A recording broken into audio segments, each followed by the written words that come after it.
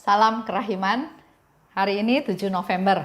Kita akan baca dari 270 dan 282. Kita mulai ya.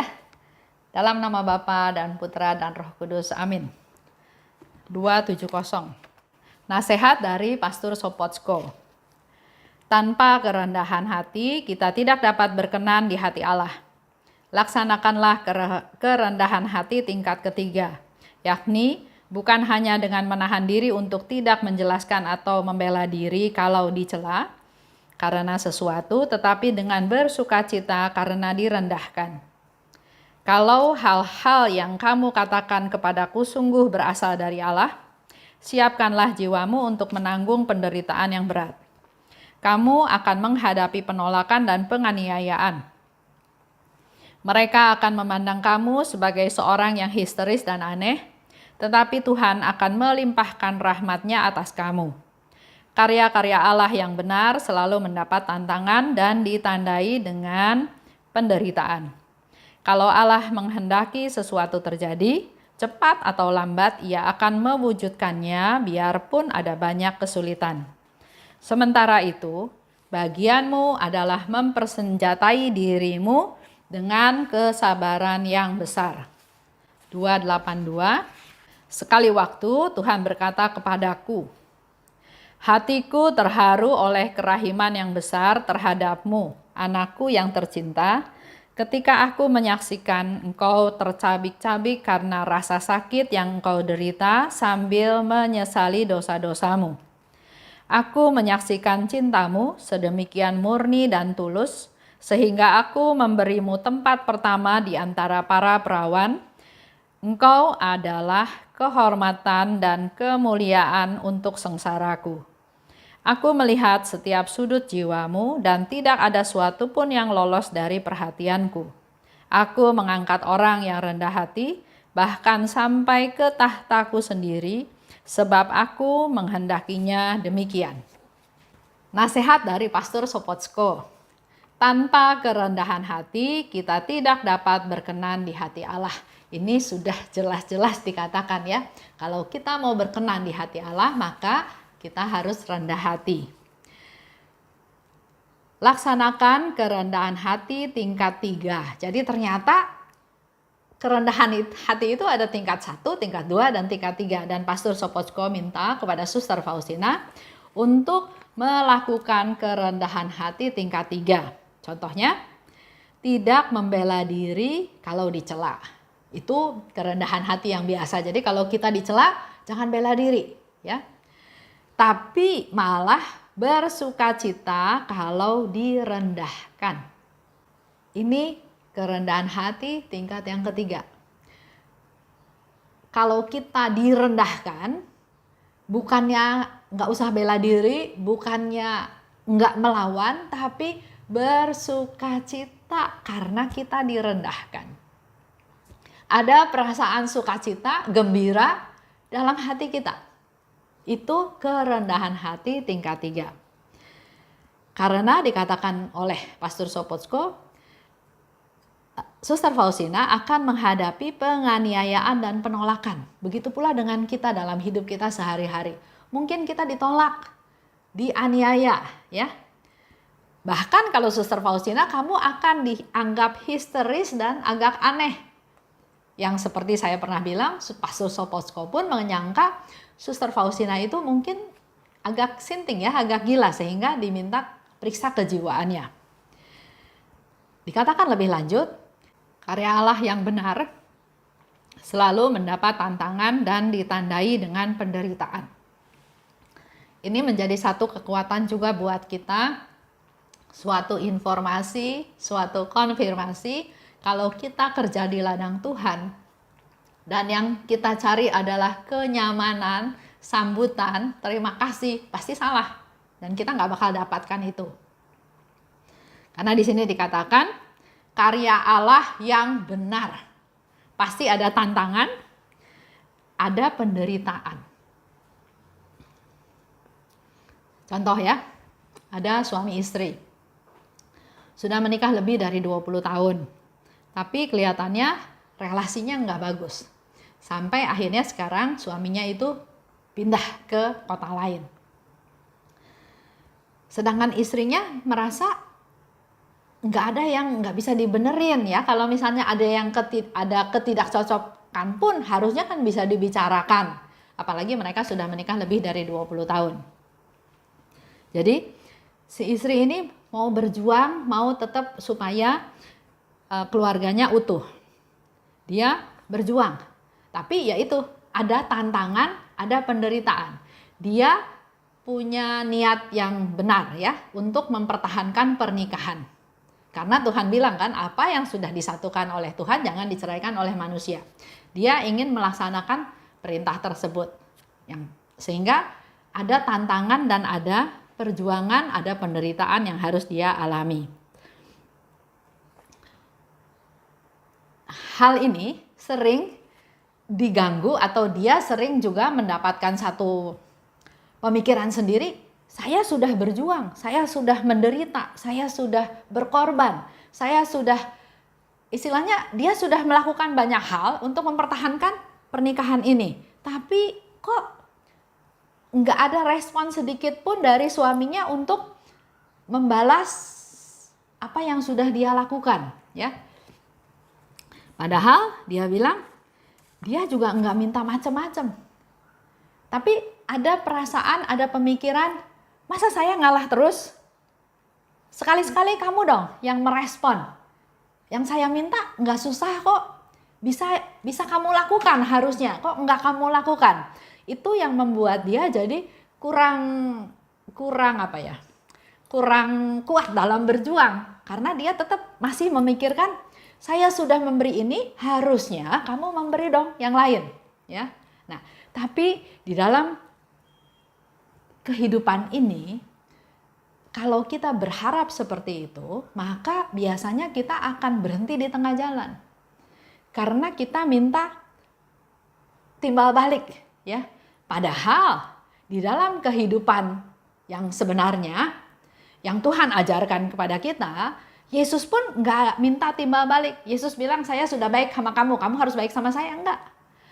Yang Yesus lakukan adalah dia memberi apa yang dia bisa beri, tanpa mengharapkan balasan. Begitu pula saya bilang sama ibu ini ya, saya bilang, kalau kamu mau mempertahankan keutuhan rumah tangga kamu, jangan berpikir saya sudah memberi, maka saya harus menerima. Enggak. Memberi aja apa yang bisa beri. Jangan berharap, jangan mengharapkan sesuatu, karena harapan itu bisa tidak terpenuhi, membuat kamu jadi kecewa, membuat kamu jadi patah semangat, membuat kamu jadi kehilangan kekuatan, ya. Ada satu sharing, ada satu ibu yang dia bilang, ini ibu yang lain, itu juga sama, mengalami hal yang bahkan lebih berat, ya. Bukan hanya meninggalkan istri, tapi si suami ini pergi lagi sama istri lain, sama perempuan lain, meninggalkan istrinya dan anaknya tanpa dia peduli apa yang dihadapi oleh istrinya. Tapi si ibu ini, dia bilang bahwa saya harus bisa tetap setia. Saya nggak mau terpengaruh menjadi manusia yang tidak melaksanakan perintah Tuhan hanya gara-gara si suami melakukan hal tersebut. Kalau suami bersalah, saya nggak mau ikut menjadi manusia yang bersalah. Saya tetap mau setia pada Tuhan. Tuhan bilang kamu tetap harus setia. Setia dalam untung dan malang. Ya sudah, dia tetap setia pada suaminya walaupun suaminya meninggalkan dia. Dan dalam pernikahan itu ada juga satu tanggung jawab di mana dia harus membesarkan anak-anak yang Tuhan berikan kepada dia. Dan itu dia juga mau lakukan dengan setia. Karena Tuhan sudah memberikan anak-anak, maka dia pun sedemikian rupa harus menjalani kehidupan ini dengan bertanggung jawab sebagai seorang ibu untuk membesarkan anak-anaknya. Jadi dalam hal ini, dia tetap di jalannya Tuhan, dia tetap melaksanakan perintah Tuhan, dan dia tidak terpengaruh oleh sikapnya si suami yang tidak bertanggung jawab. Nah, saya juga harapkan, saya juga sharing kepada ibu yang ini yang sedang mempertahankan pernikahannya, supaya jangan minta imbalan, bukan imbalan ya, tapi jangan timbal balik lah. Jangan, saya sudah baik, kamu juga harus baik, jangan. Karena kita harus tahu, ada si setan yang nggak suka rumah tangga itu rukun kembali. Selama bisa dibikin sedemikian rupa, maka setan ini berusaha memisahkan relasi suami istri tersebut. Dalam hal yang sekecil-kecil apapun. Oleh sebab itu, kita punya niat dulu. Saya punya niat mau melaksanakan firman Tuhan. Saya nggak mau berpikir atau dipengaruhi oleh cinta diri, oleh kebutuhan saya. Tapi selalu berpikirnya apa yang bisa saya beri. Saya harap semoga dia kuat untuk bisa terus melangkah sampai akhirnya keluarga tersebut bisa bersatu kembali. Karena di sini dikatakan, kalau Allah menghendaki sesuatu terjadi, cepat atau lambat ia akan mewujudkannya. Tuhan bilang, dua manusia yang sudah dipersatukan Allah jangan diceraikan oleh manusia. Jadi kalau sekarang ada manusia atau ada kuasa yang lain berusaha menceraikannya, pasti Tuhan juga ikut campur tangan untuk menyatukan kembali. Tapi dalam hal ini Tuhan mau yang ada di dalam relasi tersebut berperan, mengandalkan Tuhan, meneladan Tuhan, berserah pada Tuhan. Pasti Tuhan akan kabulkan. Ia akan mewujudkannya biarpun ada banyak kesulitan. Bagianmu adalah mempersenjatai dengan kesabaran yang besar. Tuhan sudah kasih contoh, sudah kasih solusi, sudah kasih jawaban. Yang jadi bagian saya atau bagian daripada si istri tadi adalah mempersenjatai dengan kesabaran yang besar. Apapun yang dialami, lawan dengan kesabaran. Kesabaran yang besar, ya. Mengalah, enggak hitung-hitungan, melihat tujuan besarnya. Tujuan besarnya supaya suami istri ini bersatu kembali. Jadi jangan diganggu atau jangan kecewa dengan hal-hal kecil yang kita harapkan. 282. Hatiku terharu oleh kerahiman yang besar terhadapmu, anakku yang tercinta. Itu yang Yesus katakan, ya. Ketika aku menyaksikan engkau tercabik-cabik karena rasa sakit yang engkau derita sambil menyesali dosa-dosamu. Di sini Tuhan Yesus memberikan satu jawaban, satu kondisi di mana Suster Faustina merasa berdosa, merasa bersalah, dan di situ Yesus bilang, aku menyaksikan engkau tercabik-cabik oleh rasa sakit karena dosa-dosamu. Bagaimana dengan kita? Kalau kita berdosa, kita minta ampun nggak sama Tuhan? Nyesel nggak? Atau dalam penyesalan kita masih nyebutin nama orang lain. Tuhan, saya memang menyesal, saya berdosa, tapi saya melakukan ini gara-gara si A, gara-gara si B. Itu bukan menyesal, bukan pertobatan, ya. Tapi kalau Suster Faustina dia berdosa dan merasa tercabik-cabik, merasa tidak layak, merasa tidak benar, ya. Jadi dia merasa saya ini sangat-sangat tidak berdaya, sangat papa, sangat tidak ada harganya. Dan yang kedua, Yesus katakan selain Yesus melihat engkau tercabik-cabik oleh dosamu, yang kedua, cintamu murni dan tulus. Itu yang dilihat oleh Yesus, ya. Jadi apa yang kita lakukan memang kita sesama manusia nggak ada yang tahu. Tapi ingat, Tuhan tahu. Apakah cinta kita murni, apakah cinta kita tulus, apakah kita cuma basa-basi, ya. Seperti kalau misalnya saya tulisnya contohnya misalnya seperti Carlo Acutis tersebut. Dia dari kecil sangat peduli kepada orang-orang miskin. Dia pernah bilang sama mamahnya, ayo kita siapin selimut untuk untuk diberikan kepada para pengemis yang miskin yang kedinginan. Ya, jadi ada kepedulian. Yang ketiga, Yesus katakan juga, engkau adalah kehormatan, kemuliaan untuk sengsaraku. 4, setiap sudut jiwamu tidak ada yang lolos dari perhatianku. Yesus bisa melihat setiap sudut jiwanya Suster Faustina. Begitu pula dengan kita sebetulnya. Ada satu teman, ya, dia bilang, Esther, hidup saya damai. Ya karena dia mulai ngomong, ya, jadi saya bilang, betul, ibu betul merasa damai. Iya, saya damai sekali.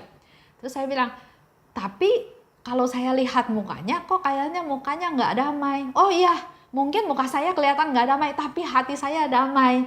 Terus dalam suatu obrolan yang lebih dalam, saya bilang sebetulnya kedamaian itu tercermin dari muka. Kita nggak bisa bohongin isi hati kita.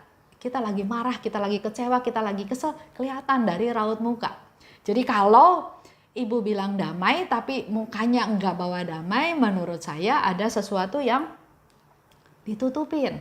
Coba lebih membuka diri, minta Tuhan datang periksa bahwa mungkin ada sudut-sudut tertentu yang ibu tutupi sehingga terkesan seolah-olah damai, padahal sebetulnya belum damai.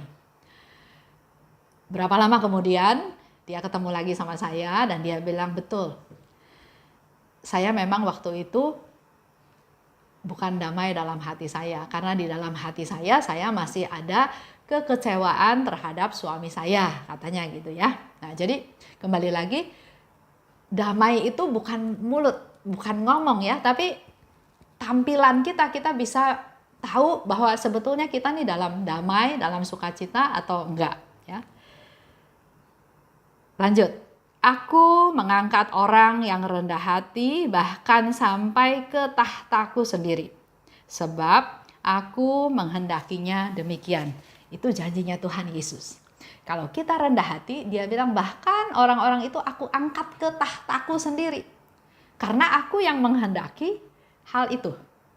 Ya, mari kita menuju ke arah sana, menuju ke arah kerendahan hati.